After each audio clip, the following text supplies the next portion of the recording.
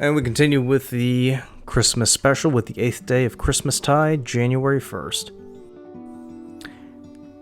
Anyone living in the 1980s and early 2000s was fortunate.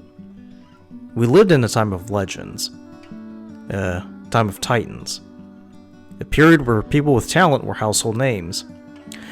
We had it good because these legends had brought joy into our lives, whether on the radio or on screen, big and small. And they were raw, entertaining, and honest.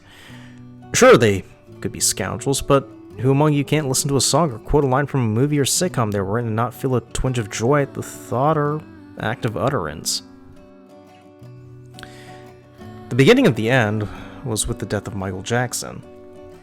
At the time, I remember sitting in my car on a hot day on Highway 51 driving towards Park Road, the Park Road extension. I think I was on my way to Aldi. At first I thought, that can't be, that pantload isn't really dead. But when I got home I found out that the king of pop indeed had passed. And at the time the gravity didn't entirely sink in. The whole scandal over Neverland Ranch was still fresh on my mind, so there was a bit of glibness and irreverence in the mix. But I soon found myself listening to all those Michael Jackson songs, and I remember hearing on the radio as a child. And then, as the years progressed, the legends who forged my early years like Chris Cornell and Chester Bennington went, and I felt sadness, but again, the gravity never sunk in entirely. But I began to ponder, had I taken these people for granted? Ought to have done more? What more could be done? This year, when Kevin Conroy, Christine McVie, and Kirstie Alley passed, I sat there wondering if indeed this was the end. The gravity had finally sunk in.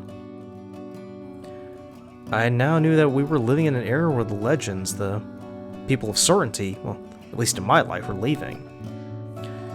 They shuffled off this mortal coil.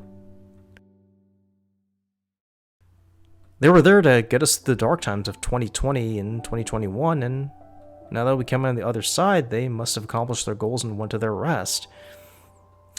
If I was an Englishman, I would have thought that of Queen Elizabeth, who saw the nation through COVID and finally went to her eternal reward.